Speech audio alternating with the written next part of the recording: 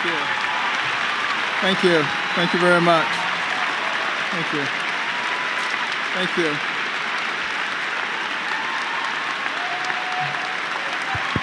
Thank you very much. Thank you. It is a real pleasure to be here at Liberty.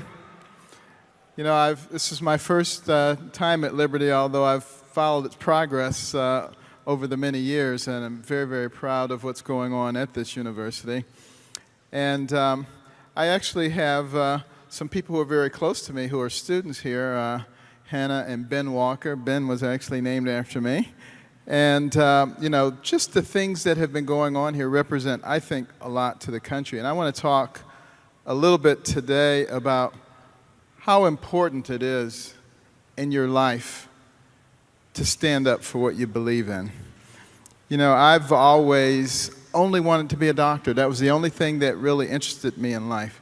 You know, when I was a small child, I used to listen to the mission stories in church and Sabbath school. They frequently featured missionary doctors, people who traveled all over the world at great personal expense, sacrifice, to bring not only physical but mental and spiritual healing to people. And it seemed to me like the most noble thing someone could do. So when I was 8 years old, I decided I was going to be a missionary doctor. And that was my dream until I was 13, at which time, having grown up in dire poverty, I decided I'd rather be rich. So at that point, missionary doctor was out and psychiatrist was in. Now, I didn't know any psychiatrists, but on TV, they seemed like rich people. You know, they drove Jaguars, they lived in big fancy mansions, big plush offices, and all they had to do was talk to crazy people all day. And it seemed like I was doing that anyway, so I said, you know, this is going to work out extremely well. And I started reading Psychology Today. I was the local shrink in high school. Everybody brought me their problems.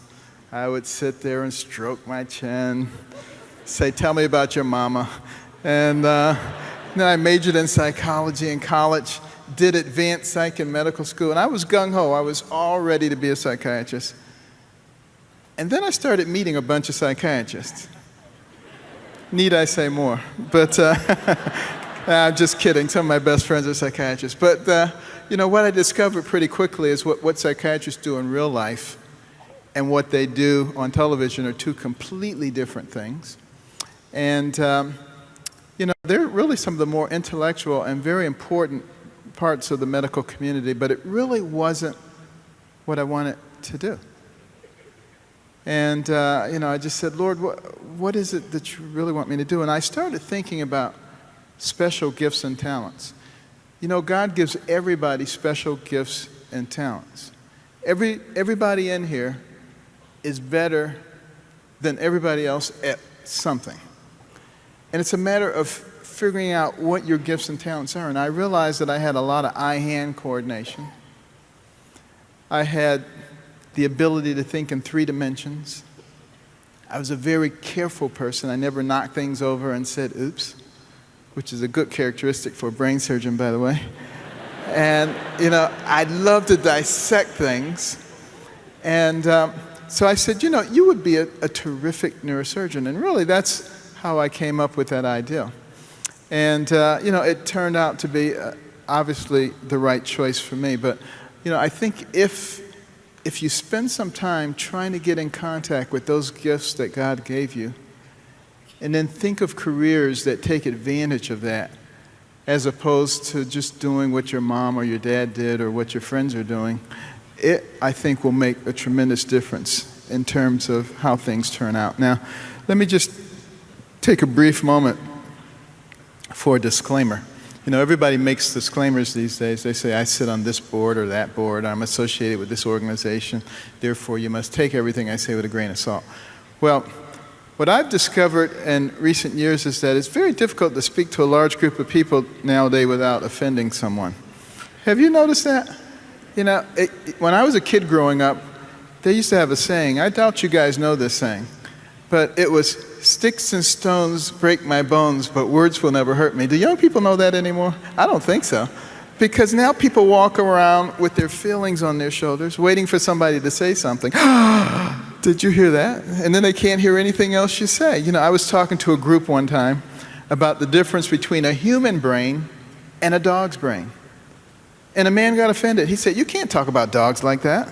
And then I was talking to a group about how the fashion industry has gotten the young ladies to think they're supposed to be so skinny. They look like they escaped from a concentration camp.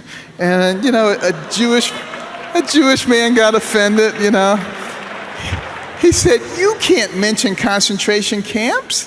He said, "That's way too sensitive. It would be as if I said something to you about slavery." I said, "You can talk about slavery all you want, it doesn't bother me." But some people just choose to get offended. So this is my disclaimer. It is not my intention this morning to offend anyone. And if anyone is offended, too bad.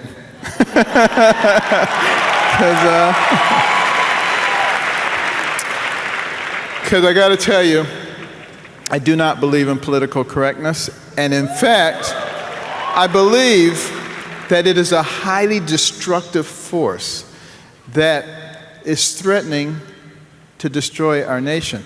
And a lot of the people who founded this nation came here trying to escape from people who told them what they could say and what they could think. And here we are reintroducing it through the back door. And really the emphasis should not be on unanimity of speech or unanimity of thought. The emphasis should be on learning how to be respectful of people you disagree. And if we can ever learn that, I think we will be on our way to having a much stronger nation. And this is something that we clearly are going to have to convey to the people who supposedly run this nation, who seem to have no concept of it whatsoever. Well, at any rate, there I was. I wanted to be a doctor, but I wasn't a particularly good student. My parents got divorced early on, and my mother only had a third grade education. She worked very hard, 2 or 3 jobs at a time as a domestic, cleaning other people's houses, because she didn't want to be on welfare, because she was very observant, and she noticed no one she ever saw go on welfare came off of it, and so she didn't want to go on it in the first place. And she had a very difficult life.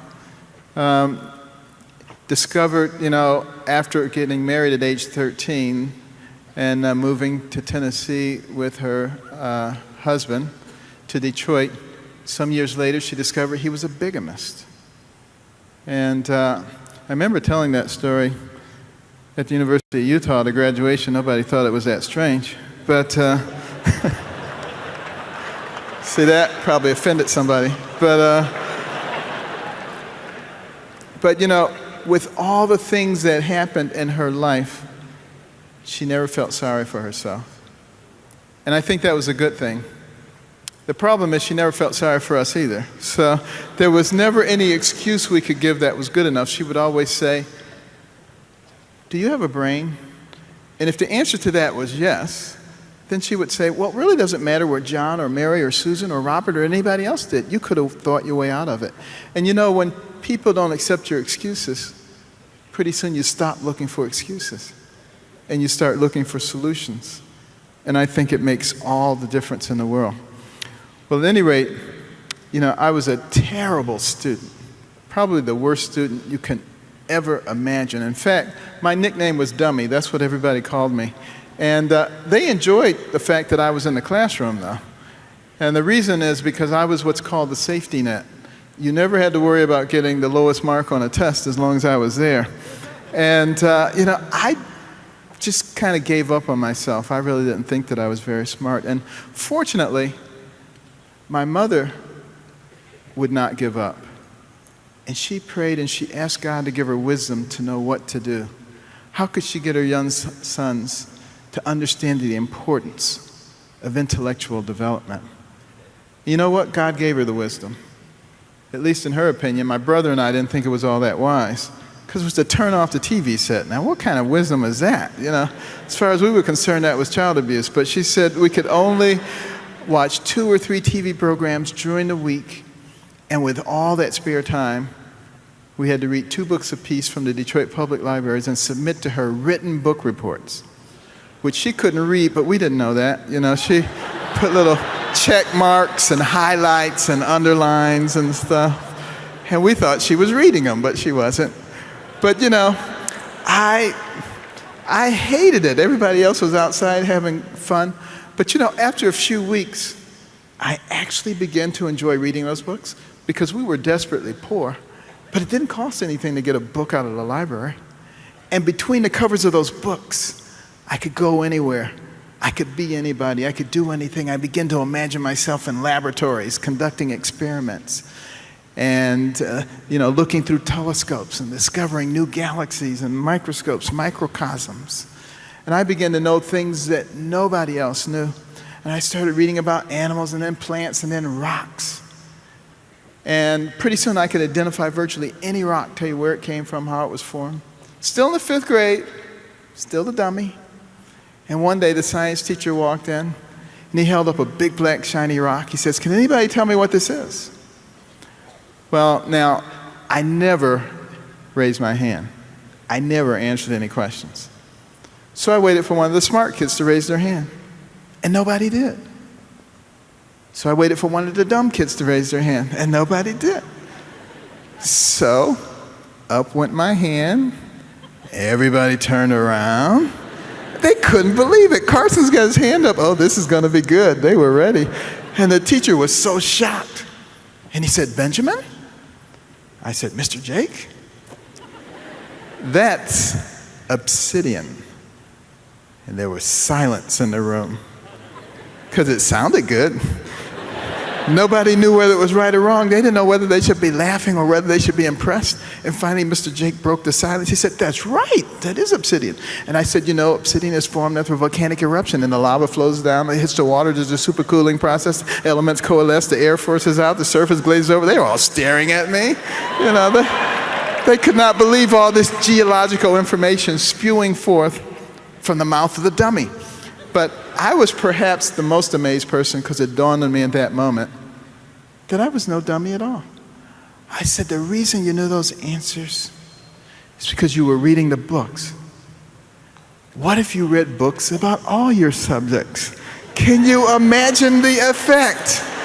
And from that point on, no book was safe in my grasp. I read everything I get my hands on. If I had 5 minutes, I was reading a book. Waiting for the bus, reading a book. On the bus, reading a book. In the bathroom, reading a book. At the kitchen table, my mother would say, "Benjamin, put the book down and eat your food." It didn't matter. I was always reading. And you know, within the space of a year and a half, I went from the bottom of the class to the top of the class, much to the consternation of all those students who used to laugh and call me dummy. Now the same ones were coming to me in the 7th grade, and they were saying, Benny, how do you work this problem?" And I would say, "Sit at my feet, youngster, while I instruct you." I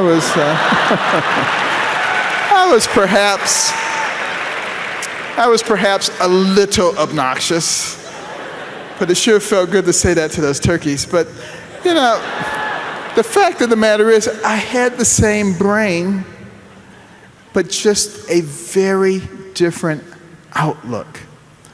And when you think about it, you think about the brain that God has given you.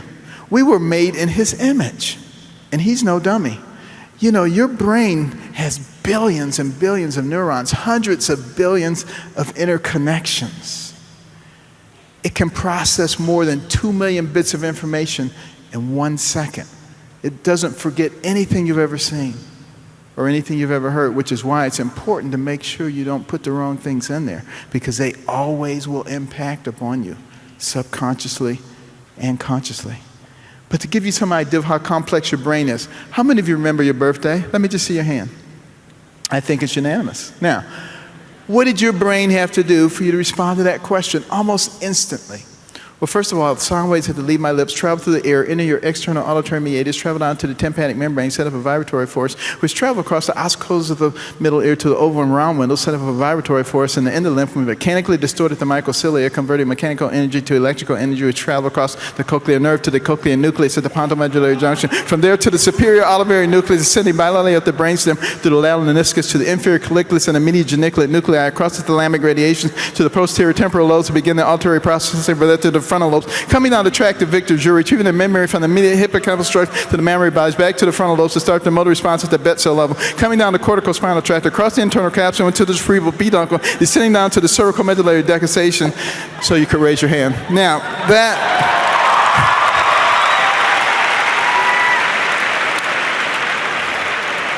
that's a simplified version. Now, see how many rap singers can do that. But you know, if your brain can do all that, and you barely even have to think about it, what is your brain capable of if you actually put your mind to something? It really is quite daunting when you stop to think about it.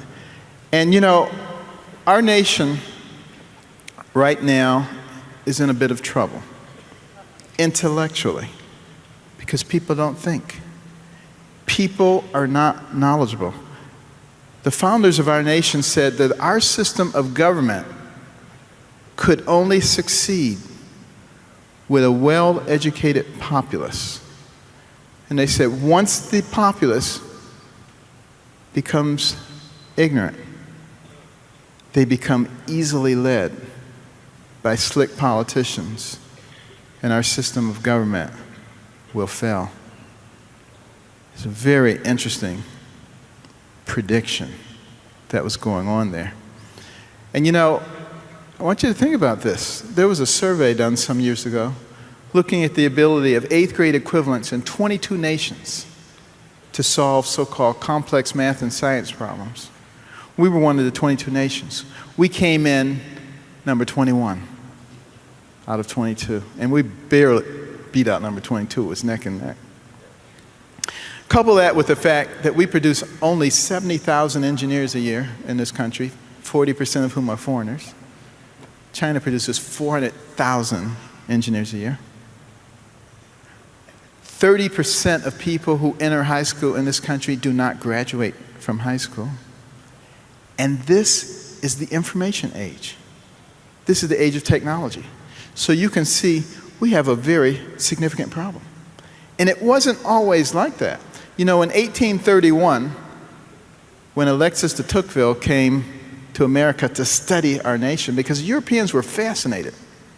How could a nation barely 50 years old already be competing with all the powers of Europe on virtually every level? That is unheard of.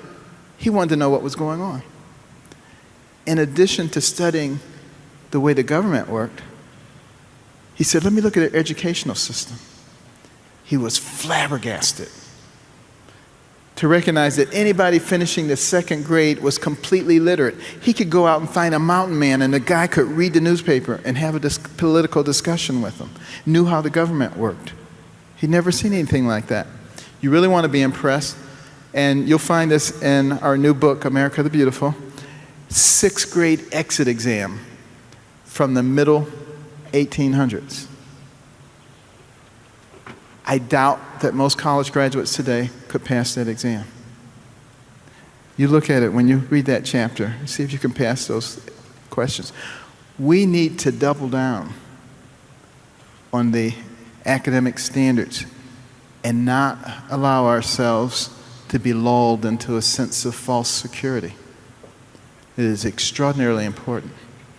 But you know, the other thing that Alexis de Tocqueville saw that really impressed him, he said, in their public education system in America, they teach values. They teach right and wrong. They have Bibles in their classroom. And he felt that that was really the key to America's power. And he concluded his 2-volume set by saying, America is great because America is good. And if America ever ceases to be good, she will cease to be great. And I think he was very prophetic. And the reason I bring that up to you young people is because it is so important in the world in which we live, where secularism has such a loud microphone, that you stand up for what you believe in. You can't just let them have the microphone all the time and do things the way they want. You know, we've reached a point in this nation where people hesitate to say Merry Christmas. How did we allow ourselves to get to that point? And if we continue down that pathway, the rights will be encroached upon further and further. And soon, our nation will not be recognized as a free nation. And it's going to require courage for people to stand up and be counted. You know, and people ask me all the time, you're a man of science. How can you be a man of science and a man of faith at the same time? I don't think the two are incompatible at all. You know, people say, yeah, but you actually believe in God and that He created things? You know, you can't believe that as a scientist. You know, I've had public debates, you know, with Don Johanson, the guy who discovered the missing link, Richard Dawkins, you probably know who he is, The God Delusion he wrote. And he thinks anybody of faith can't possibly be a person of science. And as we were, you know, debating evolution, I concluded by saying, okay, well, let's agree on one thing. I came from God and you came from a monkey. I said, no problem. But the fact of the matter is, you know, people who believe that, they have to believe it on faith. And I think it actually requires more faith than it takes to believe in God. You know, when you stop and you think about our solar system, how precise our solar system is. Now, you can predict 70 years hence when a comet is coming because of the incredible order that we see. And yet, they want to say there was a big bang and all of it just came perfectly into order. The same people believe in the second law of thermodynamics, entropy, which says things move toward a state of disorganization. So now how can you have both? And they say, well, you have to integrate into that probability theory. You see, if you have enough explosions over a long enough period of time, eventually one of them will be the perfect explosion and you'll have a perfect universe. And I said, so you're telling me that if I blow a hurricane through a junkyard enough times, eventually at the end of one of those hurricanes there'll be a 747 fully loaded and ready to fly? Well, we don't understand everything. And I say, I don't think you understand anything. But the fact of the matter is, you're perfectly welcome to that opinion. But just remember, that is your religion. That is what you believe by faith, just like I choose to believe in God by faith. So don't allow anybody to denigrate your faith just because they claim to be a scientist, because I can guarantee you there are a lot of arguments against what they believe. Well, at any rate, you would have thought that once I got on the track, academically, life was going to be great for me. Wrong. You see, I had this terrible temper.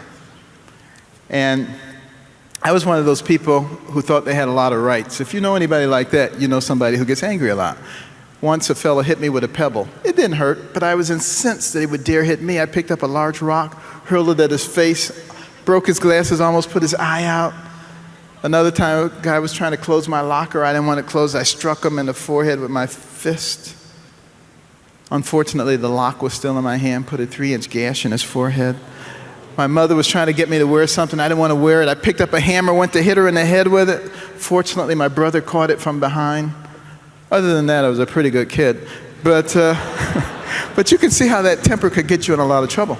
And another youngster angered me. And if you saw how many of you saw the movie Gifted Hands? Anybody see that movie? Okay, several of you then. Well, in the scene that was depicted, another teenager angered me, and I took a large camping knife, tried to stab him in the abdomen with it. And fortunately, under his clothing, he had on a large metal belt buckle, and the knife blade struck it with such force that it broke.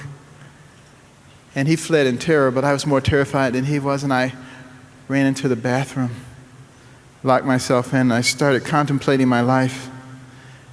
And I realized that he had not had that belt buckle on, he would have been killed or seriously injured. I'd been on my way to jail or reform school. And I said, there's no way I'm going to realize my dream of becoming a doctor with this kind of temper. I said, Lord, you got to take it away from me. I can't do it myself. And there was a Bible in the bathroom, and I picked it up, opened it to the book of Proverbs, and there were all these verses about anger. Like Proverbs 19:19, it says, there's no point getting an angry man out of trouble because he's just going to get right back into it. But there were encouraging verses like Proverbs 16:32, mightier is the man who can control his temper than the man who can conquer a city. And it seems like they were all written just for me. And I stayed in that bathroom for 3 hours reading and contemplating and praying. And I came to an understanding that to lash out at somebody, to punch somebody in the nose was not a sign of strength. It was a sign of weakness. It meant that you could be controlled by the environment and by other people. And I also understood that if you step out of the center of the circle so that everything is not about you, then you're not likely to be angry. You see, people who are angry all the time are selfish people. He took my thing. He's in my space. He's in my lane. It's always about me and about mine. And when you learn to shed that, it goes away. And when I came out of that bathroom after 3 hours, that temper was gone. And I've never had another problem with it since that day. And some people say, you just learn how to cover it up. But no, I've got to tell you something. When God fixes a problem, he does not do a paint job. He fixes it from the inside. And it's always good to go to him. When you have a problem, he knows how to fix it and to fix it the right way. And our nation has a problem. It has a big problem right now with a lot of issues. However, the way to solve those problems is to equip yourself. Equip yourself with knowledge and understanding about all kinds of things, with values, with allies, work together with other people, because I think it can be changed. And never give up. And don't let people tell you that you can't talk about God. We have a slogan in the Carson Scholars Fund called Think Big. Each one of the letters means something special. The G is for God. And a few years ago, some lawyers came to us and they said, you can't put your Think Big banners up in public schools because the G stands for God. And the First Amendment says there can be no government sponsorship of religious expression. Well, I reminded them that the First Amendment also says that there can be no government suppression of religious expression. So we had a rather vigorous argument. And I suggested that we resolve it at the level of the Supreme Court, which seems like a bold and reckless statement, but it really wasn't, because I knew the next week I was going to the Supreme Court to receive the Jefferson Award. So I figured I would ask while I was there, and I did. And Justice Sandra Day O'Connor said they were all wet. And of course, that was no violation of separation of church and state. And we just have to be bold about those things, and we have to be persistent. And I want to close with a story of persistence. The flag. Every time I see our flag, I think about this. During the War of 1812, the British came back. They were marching up the eastern seaboard, destroying city after city. They burnt down Washington, D.C. They burnt down the White House. They were going to make us a colony again. They rolled into the bay with their big armada, Chesapeake Bay, Fort McHenry. They were going to reduce it to ashes. General Armistead had had a large American flag put up. They sent a message to General Armistead. Take that flag down, and we will stop the bombardment. As long as you leave that flag up, we will continue to bombard you. You will be dust. There was an amateur American poet on that ship by the name of Francis Scott Key, sent to do a mission by President Madison to help get some captives back. And he had heard the plans, so they were not going to let him off the ship. And that evening, as the bombardment started, Key's heart ached as he thought about this fledgling young country that he loved so much, going back to become a colony again. This fort, which was the last bastion before the British overran us. And through the night, as the bombs were bursting in air and the rockets were glaring, he just thought about how sad that was. And at the crack of dawn, he looked through all of that debris, looking to see if there was any chance that the fort was still there. And there was a clearing in the dust, and he saw the most beautiful thing he'd ever seen. The torn and tattered stars and stripes were still waving. And that was the beginning of the turning of the tide in the war in 1812, which we eventually won. And if you were to go onto the grounds of Fort McHenry that day, you would have seen at the base of that flag many American soldiers dead who had died holding that flag up. They would not let that flag go down. That's the kind of attitude, the kind of persistence that has created and that will continue to maintain one nation under God, indivisible, with liberty and justice for all. Thank you, and God bless.